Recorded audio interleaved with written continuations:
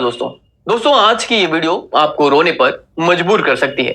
जी हाँ, उत्तराखंड की पहाड़ियां अपने में सर्द लिए ठंडक का एहसास दिला रही थी और शालिनी, जो कि बीकॉम अंतिम वर्ष की स्टूडेंट थी, वह कॉलेज के साथ साथ आईएएस परीक्षा की तैयारी भी कर रही थी। और रोजाना की तरह आज वह कॉलेज पहुंचती है और अपनी आदत के अनुसार क्लास के गैप में अपना समय बचाने के लिए यूपीएससी की तैयारी वाली किताबें पढ़ने लगती है। तभी वहां विवेक का पहुंचता है। जी हाँ, विवेक जो शालिनी के कॉलेज में उसके साथ पढ़ता है। और आते ही विवेक ने शालिनी से पूछा कि क्या पढ़ रही हो शालिनी। उसने जवाब दिया कि यह पॉलिटी की एम लक्ष्मीकांत की किताब है। विवेक ने तुरंत किताब शालिनी से लेते हुए पूछा, यह कौन सी किताब है एम लक्ष्मीकांत।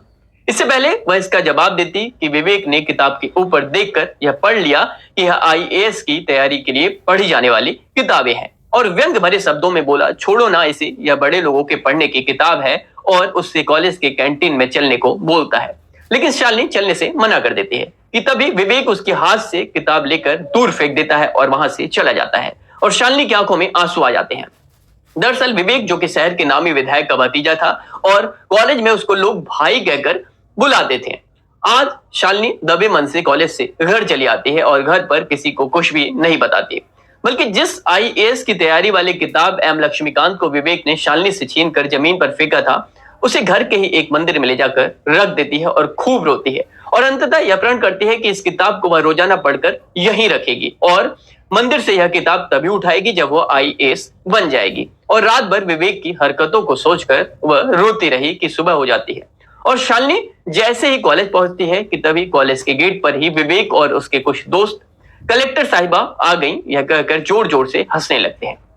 लेकिन आज शालिनी के तेवर बदले से होते हैं और वह विवेक को धक्के देकर आगे बढ़ती है। तभी विवेक अपने जूते निकालते हुए कहता है, ऐसे सैकड़ों कलेक्टर विधायक के जूतों के नीचे रहते हैं, और अपने विधायक चाचा की पावर की धमकी देता है। और अब शालिनी क्लास में आ जाती है, लेकिन अब उसका मन पढ़ाई में नहीं लगता, क्योंकि विवेक ने पहले उसे धमकी जो दे दी थी और वह रोते रोते घर आ रही होती है। और तभी रास्ते में उसे जिले के डीएम का बंगला दिखता है, जहां बड़ी संख्या में पुलिस फोर्स डीएम के बंगले के सिक्योरिटी में तैनात होते हैं। और यह सब देखकर वह फिर से उत्साहित हो जाती है और यह सोचती है कि कोई कुछ भी कहे, यदि आज मैंने पढ़ाई कर ली तो ऐसे विधायक मुझसे मिलने के लिए खुद से आगे आएंगे। और विधायकों का क्या है, उनकी पावर 5 साल में आती जाती रहती है, लेकिन पढ़ाई कर मैं पूरी जिंदगी पावर में रहूंगी और समाज में जन्म ले रहे हजारों विवेक जैसे लोगों को कानून का मतलब बताऊंगी। और यह सोचकर घर आ जाती है और आज से अपनी पढ़ाई को पूरी तरह से आईएएस परीक्षा के लिए समर्पित कर देती है और यूट्यूब में यूपीएससी टॉपर्स की सलाह पर प्रतिदिन 2 प्रश्नों के उत्तर लिखने का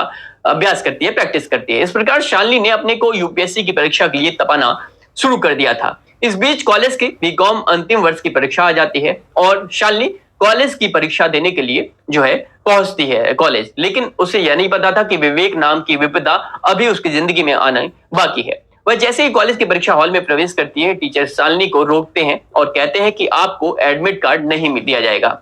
यह सुनते ही उसके कान खड़े हो गए। वह पूछती है कि ऐसा क्यों।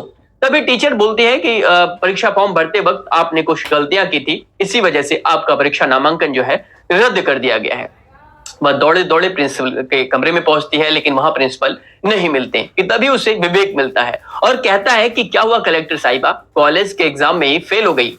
अरे भाई, आईएएस तो बहुत दूर है। यह सुनते ही शालिनी को सारी बातें समझ में आ गई। दरअसल यह विवेक ही था जिसकी वजह से शालिनी का फॉर्म रिजेक्ट किया गया था और एडमिट कार्ड नहीं दिया जा रहा था। तभी वहां जो है शालिनी जो है तुरंत अपने पापा को कॉल लगाती है और पापा उसे अपने किसी परिचित की मदद से शालिनी को एडमिट कार्ड दिलवाते हैं और इस प्रकार से वह परीक्षा देती है। वहीं दूसरी ओर यूपीएससी की प्रीलिम्स परीक्षा जो प्रारंभिक परीक्षा नजदीक आ गई थी और शालिनी यूपीएससी परीक्षा के लिए लगातार मॉक टेस्ट दे रही थी और उसमें उसके अच्छे नंबर भी आ रहे थे।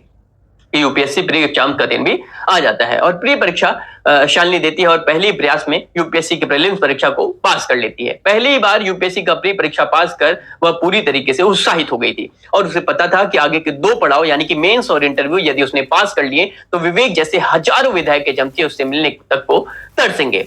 कि मेंस परीक्षा की तारीख भी आ जाती है और शालिनी मेंस की परीक्षा अच्छे से देती है और मेंस की परीक्षा भी समाप्त हो जाती है और रिजल्ट भी घोषित हो जाता है और इस परीक्षा में भी वह पास हो जाती है। यह सब इतना कुछ जल्दी हो रहा था जिसका अंदाजा शालिनी को भी नहीं था, लेकिन किसी ने सही कहा है कि मेहनत रंग लाती है और वह शालिनी के साथ भी यही हो रहा था। अब बारी थी अंतिम स्टेज यानी कि इंटरव्यू की। इंटरव्यू भी होकर खत्म हो जाता है और शालिनी जो है अपनी जिंदगी के हसीन पलों से कुछ ही घंटों दूर थी कि अंतिम रिजल्ट का दिन आ जाता है। शालिनी के दिल की धड़कनें बढ़ गई थी क्योंकि यह सब कुछ पहले ही प्रयास में हो रहा था। एक लड़की जो कुछ दिनों पहले अपने कॉलेज के एडमिट कार्ड के लिए गिड़गिड़ा रही थी, उसके आईएएस के अंतिम पड़ाव तक पहुंचना कोई सपनों से कम नहीं था कि देर शाम आईएएस परीक्षा का अंतिम परिणाम घोषित हो जाता है और पीडीएफ पेज में शालिनी अपना नाम शालिनी अवस्थी देखकर खुशी से रोने लगती है। जी हाँ, शालिनी ने पहले ही प्रयास में आईएएस की परीक्षा पास कर ली थी। धीरे धीरे यह खबर मोहल्ले और मोहल्ले से शहर और प्रदेश में फैल गई और रिजल्ट घोषित होने के अगले ही दिन शहर के नामी विधायक शालिनी के घर आते हैं और उसको कलेक्टर मैडम कहकर सम्मानित करते हैं। विधायक जी के काफी पीछे भीड़ में विवेक भी खड़ा था, लेकिन आज शालिनी कलेक्टर साहिबा हो चुकी थी और विवेक भीड़ का एक हिस्सा बनकर रह गया था। इसलिए शायद किसी ने सही कहा है कि देर से बनो पर जरूर कुछ बनो, क्योंकि वक्त के साथ लोग आपकी खैरियत नहीं बल्कि आपकी हैसियत पूछते हैं। दोस्तों, आपने अगर अपने लाइफ में कोई भी एम सेट कर रखा है तो उसके लिए पूरी तरीके से अपना जो है पूरा 100% आप यहां पे दे दें। आज नहीं तो कल वो जो टारगेट है वो आपके पास होगा। मैं हर वीडियो में आपसे कहता हूं कि अपने टारगेट को सबसे प्राथमिकता आपकी टारगेट होनी चाहिए। आप अभी अपनी लाइफ अपने करियर को अगर बनाने के स्टेज में हैं, आप 12वीं में हैं, आप ग्रेजुएशन में हैं, आप पोस्ट ग्रेजुएशन में हैं, आप कोई मुकाम पाना चाहते हैं, तो देखिए कोई भी चीज, कोई भी टारगेट बड़ा नहीं होता। मैं बार बार कहता हूं आपके इरादे बड़े होने चाहिए। टारगेट तो इजीली आपको अचीव हो जाएगा। आप अपने इरादे बड़े करें। अगर आपके इरादे मजबूत होंगे, आपकी जो कल्पना है वो पूरी तरीके से मजबूत होगी कि हाँ भाई मुझे ये एग्जाम पास करना है, तो कोई भी एग्जाम आपके इरादे से बड़ा नहीं। आखिर ये एग्जाम पास कौन करता है? आप जैसे लोग ही इस एग्जाम को पास करते हैं, मसूरी जाते हैं, ट्रेनिंग लेते हैं और फिर सर्विस में आते हैं। तो वो लोग जो मसूरी जाते हैं, ट्रेनिंग लेते हैं, सर्विस में आते हैं, क्या वो लोग अलग हैं? बिल्कुल नहीं। वो आप में से ही निकले लोग हैं जो यूपीएससी परीक्षा की तैयारी करते हैं, पास करते हैं, ट्रेनिंग करते हैं और सर्विस में आते हैं और अपनी सर्विस देते हैं। आप भी इस परीक्षा को आसानी से पास कर सकते हैं। आप ये तय करिए जो सिलेक्टेड कैंडिडेट हैं, जो सेलेक्ट हो चुके हैं, उन्होंने क्या किया, उन्होंने ऐसी क्या चीज की जिससे उनका चयन यूपीएससी की अंतिम लिस्ट में हुआ। उन चीजों को अपने जो डेली रूटीन है उन पे फॉलो करें और आज से ही लग जाए। मुझे उम्मीद है आज नहीं तो कल आपका जो टारगेट है वो आप अचीव कर लोगे।